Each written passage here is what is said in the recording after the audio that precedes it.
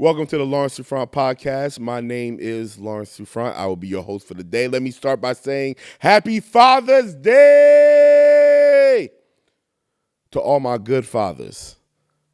I want to talk to the fathers, the dads that are really holding it down. We don't get celebrated. It's Father's Day. We probably going to get some steak if you eat it, some socks, a couple cards. You know, they don't go in for us like they do for the women, but that's okay. I guess that's the price. Look, for all the mothers and wives and all that want to celebrate the fathers, put some effort into it, please. Please put some effort into it because men, we are struggling as a whole, and we don't talk about it. You know how it is as men. If you ask us how we doing, we cool. You know what I mean? We always cool. It's fine. We making it, you know? We don't really break down some of the issues because we don't feel safe enough to do it. But to the good fathers, the fathers who are active in their children's lives, the fathers that are intentional in passing down wisdom and gems to their children, I want to be clear. You don't have to make a lot of money to be a good father, okay? You don't have to be slaving at work or even slaving at home to be a good father.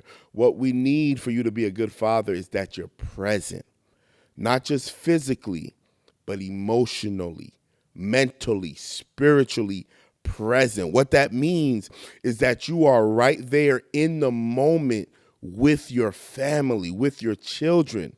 When your child is looking at you, staring in your eyes, they need to know that they're looking at their whole father. That's not the time to be distracted and thinking about how you're going to pay the bills or thinking about how you're going to advance your career. And I know the challenge. Because there is an expectation that we get it right every time. You know, there's even a push, a rush on us to excel and advance and progress at such a fast rate. And we have been working our butt off trying to meet the expectations of everybody else. I get it. I want you to know that you are a good father. If your kids can see you most days in the week, you are a good father. If you're doing everything that you can to make sure that your kids are not lacking in anything, you are a good father. If you're holding it down for the mother, making sure that she has everything that she needs so she can be whole and present with the children, you are a good father. And trust me, I see it almost every day, how people that are disappointed in you for not meeting their expectations, how instead of speaking life into you, calling you the king that you are, calling you the God that you are, they try to tear you down. They want you to be the lowest of lowest, not because you deserve that, but because you haven't reached their expectations. It's like society will give grace to women and to children, but to fathers, to men in general, no grace is offered to us socially. And so as a father, as a black man, as a black father, I want to say I'm proud of you.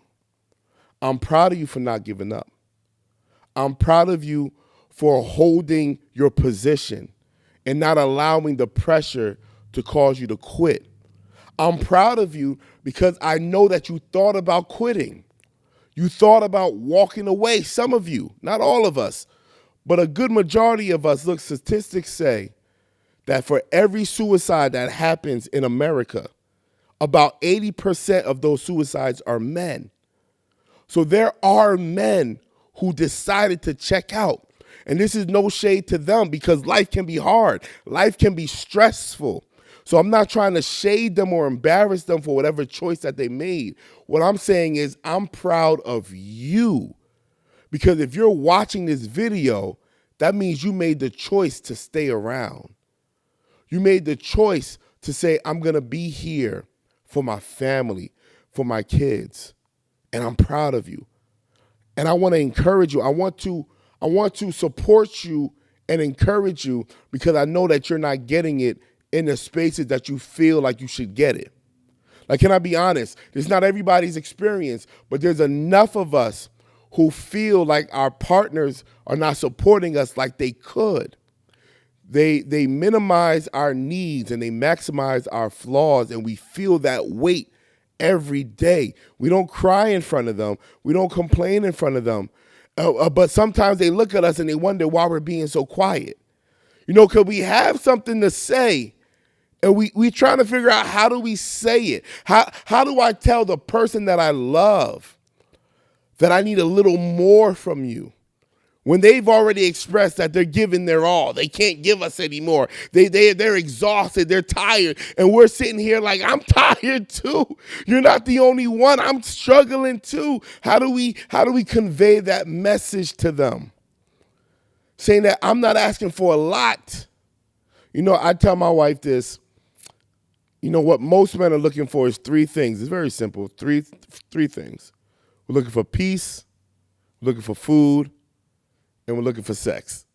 Those three things is what we're looking for. Most of us, if we could just have some peace. Can there be a moment where we're not talking about the next house, or we're not talking about the next bill, or we're not talking about the kids? Can we have a moment where it's about love and support, or even just silence? Can we have a moment where we can be in each other's presence and not say a word, but just experience the vibes, the connection that we have? Can we just have a hot plate of food? We've been working hard. Can we just get something to eat? And listen, I'm talking to the men right now. Happy Father's Day. I know the rebuttals to all of that. Brother, I want to let you know, you're not asking for a lot. They may try to spin it and make it seem as if you're asking for the world, but you're not asking for a lot. You're asking for some appreciation for the effort that you're putting in. Statistics say that in the household where the single father, they're the primary parent, the father has custody of the kids, in those households, those kids do as well as the kids that grow up in a two-parent household. That shows how important your role is as a father in the house. And so while the internet might try to convince you that they don't need no man, that they could do bad all by themselves, the truth is they do better with you than they do without you. And that might be the trending topic, right? That might not be the thing that goes viral. But I want you to know that your presence literally makes all of the difference. And this isn't about bashing women. This is not about bringing women down. It's about lifting fathers up. Because there's a weight that we hold that no one else can understand if they're not a father. They don't even understand the pressure that we're putting on ourselves when we're not living up to our own expectations. We had a vision, we had a goal, we thought life would go a certain way. And when life doesn't move that way, we have those nights where we have to wrestle with ourselves. We have those nights where we have to figure out, what am I going to do different tomorrow? We have those days where we have a bunch of things on our plate and we come to the realization, I can't get it all done. But yet I can't stop. I have to do all that I can do. This is what makes you a good father. But I don't want you killing yourself, literally or slowly. Because even though 80% of suicides is men, if we're honest with ourselves, we're killing ourselves slowly with the stress and the lack of sleep and the bad eating habits and the not going to the gym and the negative thinking. Oh, God, if I had time to talk about the negative thinking, how disgusted we are when we look at ourselves in the mirror. And we can't share that with the world because it's unattractive. We can't share that with the world because it's not manly. I'm here to tell you it's very manly, and I see you. I hear you, and I understand. And I want to just encourage you to enjoy this moment whenever you're listening to this. You might see this after Father's Day, and that's fine. Enjoy this moment. Take the time to literally take out a piece of paper. Don't even use your phone. Find an old notebook or get some printing paper. Take out a piece of paper and write down all the good that you've been doing all year long. Write down all the things that you're proud of about yourself. You lost those 10 pounds and you're excited. Write that down. You got a new, fresh idea that's getting you motivated to live another day. Write that down. You didn't cuss your manager out. Write that down. All the things that you're proud of. I want you to celebrate you. I want you to do that. The next thing I want you to do, I want you to find some other brothers, some other fathers. And I want you to make the time. Don't find the time, because you'll never find it. Make the time to get together and encourage one another. You know I'm a man of the cloth, right? The scripture says, as iron sharpens iron, so does one man sharpen another. We need each other to become better, not for the sake of reaching societal goals, but to feel fulfilled as a man. I'm going to give you the secret. Most men feel more fulfilled when they are bettering themselves. So I'm not saying to not be better. I'm saying your motive for being better should be for your own mental health. Don't try to live up to mama's dream about her baby boy. Don't try to live up to the standard that your wife might have for you. I want you to look at yourself and say, you know what? I'm going to work at being better here. And watch how you feel better as you progress in your own ambitions. Now, I can't be me if I don't give you a little bit of a challenge, right? And the truth is, as hard as you might be working, there might be some tweaks that you can make. So I'm not going to ask you to put more on your plate, because the truth is your plate's probably already full. So before you add to your plate, I want you to practice taking away from your plate. There's some things you're going to have to start saying no to. Some things you're going to look at your life. This is what I'm at. This is the challenge. I want you to look at your life, and I want you to say, you know what? I might like this, but I need to remove this for something better. And when I accomplish certain goals, I might be able to fit this back in. But for now, this got to go. For some of you, that's your gaming. Your gaming has been your way of escape, but it's also been your distraction, right? Some of the things that we're using to cope with life is also keeping us caged in our situation. And so I'm asking you, gaming, social media, porn, other women, whatever it is that is getting in the way of you going to the gym, or that's getting in the way of you working on that business plan, or that's getting in the way of you making those phone calls or sending those emails, right? Or that's getting in the way of you getting sleep. I mean, how many sleepless nights have you had wasting time on things to feel a little bit of pleasure only to be exhausted the next day? So what I'm saying is, look at your plate honestly and pick one thing. I'm not saying take it all. Look, we could get rid of all of our vices. Oh, what a day that would be, right? I'm not asking you to get rid of all the vices. I'm not saying get rid of all the negative things. I'm saying find one thing to remove off your plate and replace it with something better. Imagine if you replaced your social media time with reading. I'll make it even easier for you. Imagine if you replaced half of your social media time with reading.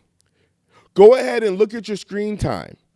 You might be spending 6, 7, 8 hours a week on social media. Imagine if you spent 4 hours reading and 4 hours on social media.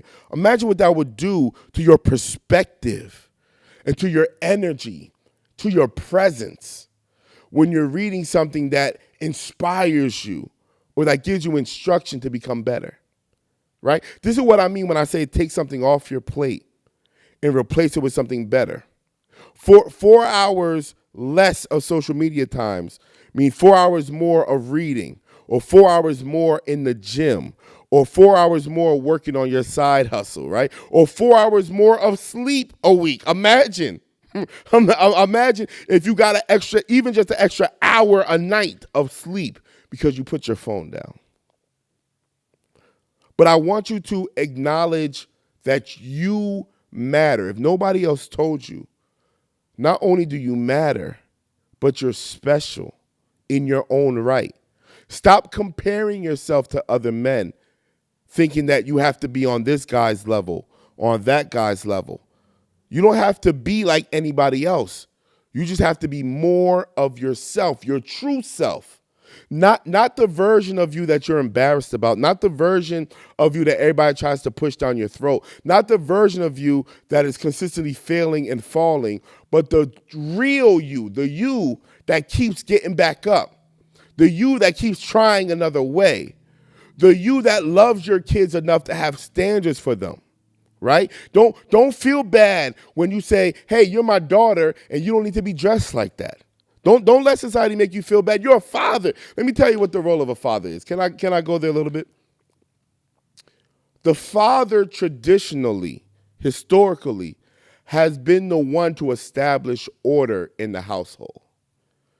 So when I say establish order, this is what I mean. The father creates these parameters and says, these are the parameters. It's like a box a little bit, not to trap you, but to guide you, right? These are the parameters in which I want my family to operate in. So, have you ever seen how they grow trees? When they're growing baby trees, when they first start off, some trees can grow tall, but their trunks are weak. And because the trunk of the tree is weak, what they do is they will either tie the tree to one pole or two poles on each side. They tie the tree to those poles so that it can grow straight. Then once the trunk is strong enough to support the tree, they remove the poles so it can grow independently but in the right direction. Those poles, that's what fathers do. They keep the family upright. They keep the children upright. They keep the mother upright so that everybody can grow in the straight and narrow. And it's not always comfortable because the tree, because of the weakness of the trunk, it wants to lean one way or the other. But it's the father who says, no, I'm going to keep you going straight until you're strong enough to support yourself. Then I release you to the world. See, fathers, if you quit at your job, it's not just you quitting and finding your peace. Your family's going to be crooked. Your children won't be growing up straight because there wasn't a father there to keep them in line. Once again, this is, because I know it's going to happen, right? I'm going to get a whole bunch of single moms coming into the Father's Day post, coming into the Father's Day video. You have your own video. Go back and watch it for yourself. I already celebrated the moms. Let me talk to the fathers for a little bit. And if you're a single dad, one thing I know, if you're a single dad, it's not because of how you feel about your kids. It's what happened between you and the mother. Life is messy. Life is complicated. And your struggle is to find a way to be present with the child, even though you and the mother might not be on one accord. That's your struggle. That's your challenge. But I want to encourage you and say, you can do it. You have everything that you need within you. And if you feel like you're lacking in knowing how to be present for your kids, I'm your boy. Hit me up. Register for the Restoring Masculinity course. Get a one-on-one consultation. A quick DM. You know, if it's quick, I'll respond. Listen, you ain't getting no. Listen, you know what I mean? I'm a businessman, right? But I'm here to support you. You don't have to do this by yourself. There is a way. There are so many. I'm losing count of the amount of fathers, single fathers specifically, that I have helped to stay active in their child's life. I want to help you learn how to stay focused, because the relationship that you have with that mom as a single dad might cause you to get distracted from your role as a father. You might not be that woman's husband or that woman's man, but you're still that child's father. And there is no reason why that child has to lack in your presence because of the relationship you have with that child's mother.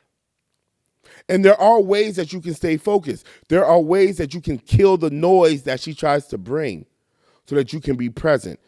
Whether she's using the court systems against you or she try to use your friend group or your mama or whatever, right? You know, I understand. Listen, I'm talking to you. I get it. I know the tactics that some women try to use against you. I'm talking to good fathers. See, if you're a deadbeat, I ain't got nothing for you. I ain't got nothing for you. I'm going to do a whole other video for the deadbeats. Today, it's for the good fathers. The one who say, even if I can't see them physically, I'm going to FaceTime my child. And I'm going to say, I love you to my child and good night. And say a prayer over my child, even if I can't be there physically. Right? I'm going to do all that I can. I'll send a pigeon. I'm going to clap them pigeons down to my child. I'm going to write letters. I'm going to send emails. You're doing everything that you can do, even as a single dad. I applaud you and I support you. And for the fathers that are either married or living with the mother of their children, my word for you is to not get lost in the sauce. And what I mean by that is if you're living with the mom, if you're living with the wife, there are times where there's so much that they expect from you. They're pulling you from every direction. All right, man, I'm talking to men, so I can keep it a little real. You know how when you first come home, you stay in your car for that 10, 15 minutes before going inside? Because you know when you go inside, you might get a hey, babe, or a hey, love, whatever. You might get that kiss. But immediately, hey, babe, can you take the trash out? Or hey, babe, can you open this jar real quick? Or hey, babe, I saw this bug. Can you go kill that bug? Hey, babe, I just did laundry. Can you go check on it? You know, it's like as soon as you walk in the house, there's a task. I get it. I understand. So you sit in your car for that 10, 15 minutes, listening to music, scrolling on Facebook, IG, TikTok, whatever. You just want that moment of peace. And the woman, she don't get it. She don't understand. She's like, why are you always in your car for 10, 15 minutes? And no matter how many times you explain it, like, I'm just trying to decompress. I'm trying to switch hats. You know, work was stressful and you ain't asking me about it. You know what I mean? So I can't even tell you about it. I don't even have that window to tell you how stressed I was. So I'm just taking this time to kind of gather myself so I can be the best version of myself. When I walk in the house, they don't understand it. Look, bro, whether they get it or not, do what you have to do to show up as the best version of you. Because here's the thing about living with the mother of your kids, which I support and I love. But here's the reality. You don't get no breaks. See, when you're co-parenting, at least you get a week or a summer or whatever. You know, you get some of those reliefs. When you live in the house, you don't get that. You don't get no breaks. I understand, right? I get it. Those of us who are fathers, we get it. We all know what that feels like where I can get a break. I get it. So do what you have to do. Take your breaks when you can and don't feel guilty about it. If you're showing up, if you're participating, if you're active and you're present, don't feel ashamed about the breaks that you're taking. Just make sure that it's a break and it's not a distraction. Don't run from your responsibilities with social media or with gaming or with porn or with drinking or with smoking or with hanging out with the boys. Don't run from your responsibilities. Use those breaks as an opportunity to recharge. And that's why as fathers, this is very important. Your circle determines your effectiveness. If you don't have the right people around you, you'll find yourself conforming to the level of your circle.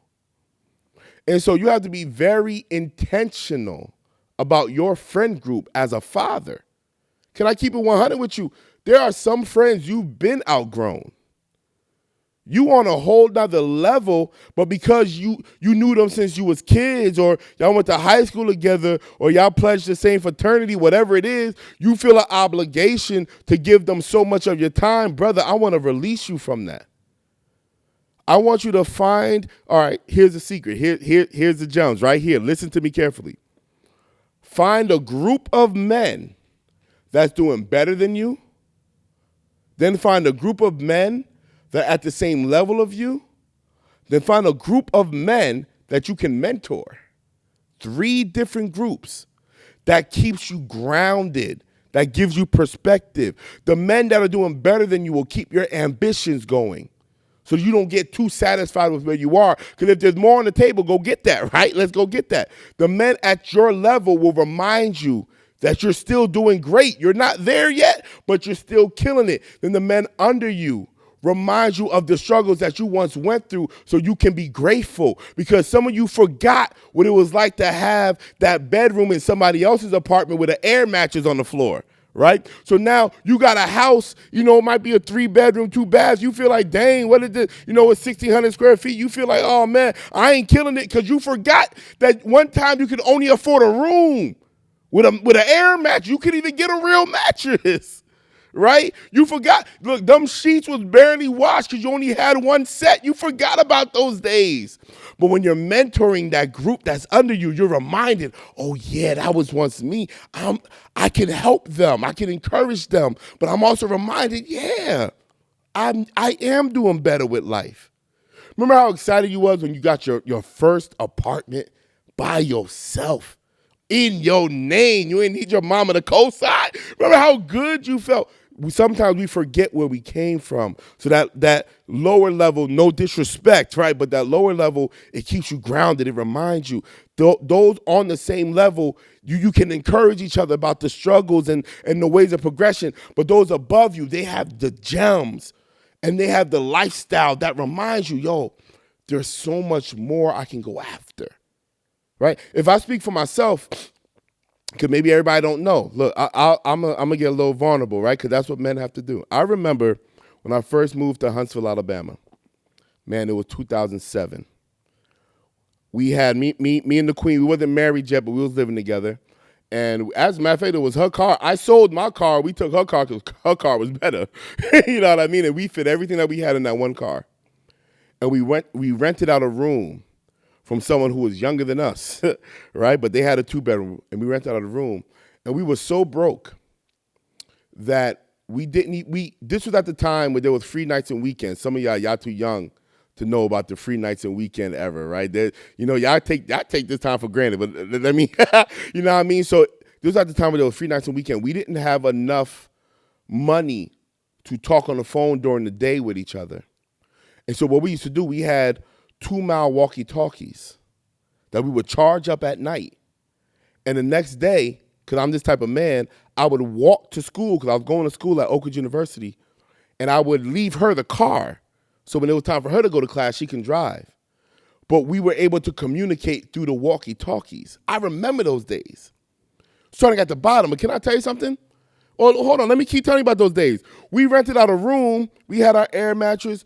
For us to eat, we had to go to the pantries of the churches and get the old rice and peanut butter and the bread that was probably 2 days old. We had to get the mac and cheese and the beans, right? That was the only way that we would eat. With probably a little extra money where, I could spend $1 on some fries at McDonald's and maybe some ice cream just to get something that didn't taste monotonous, But I'm going to tell you the truth. We were happy. You know why we were happy? Because we were supporting each other and we were making moves to a better life. But from the outside world, probably I never asked nobody. I didn't care what nobody thought. But from the outside world, they probably thought I was failing as a man. But I went from that bedroom to that 2-bedroom apartment in the hood, to a 3-bedroom apartment in the same hood, to then buying my house, to now renovating my house, to having a 6-figure business, right? The progression happened, but I never forget where I came from. And it doesn't matter when you get there, as long as you keep doing what you have to do to get better. And you may never get the 6-figure business. That may never happen. But you'll never know if you're not trying to get there. And I know what everybody's saying about you can make you feel like you're not qualified, like you're not worthy, like these things are out of your reach. It's not about what they believe about you. It's about what you believe about you.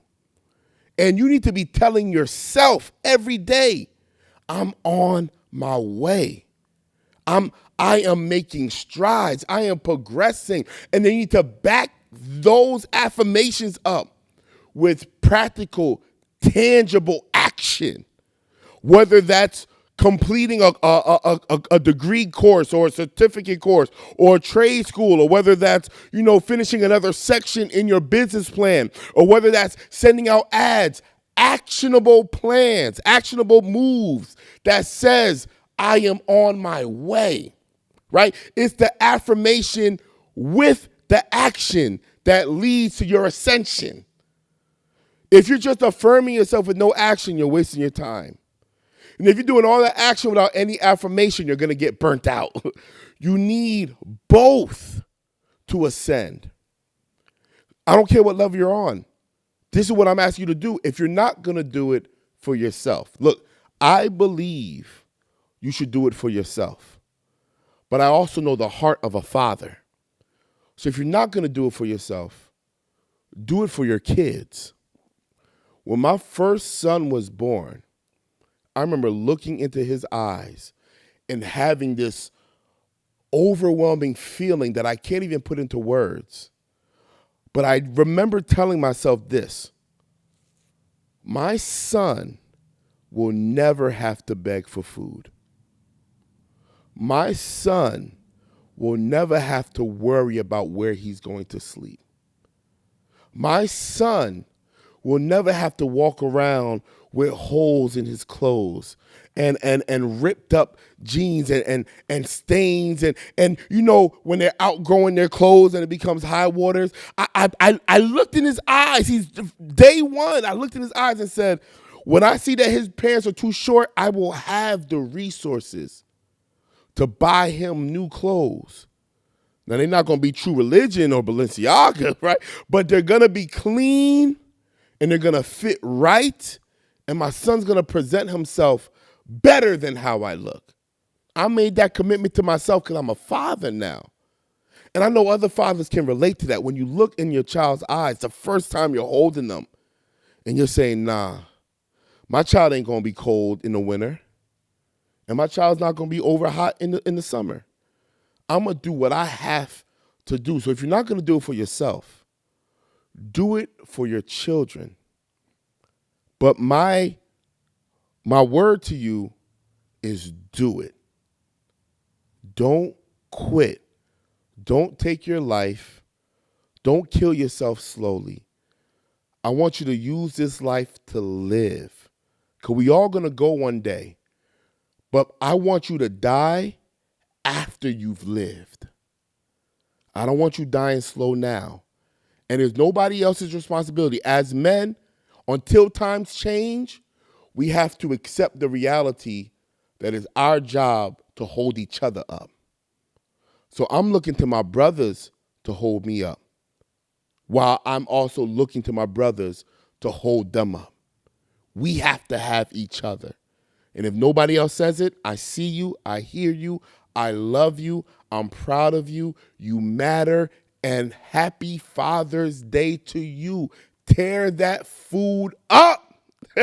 Enjoy every bite, because even if you're paying for it, enjoy every bite because you deserve it. Peace.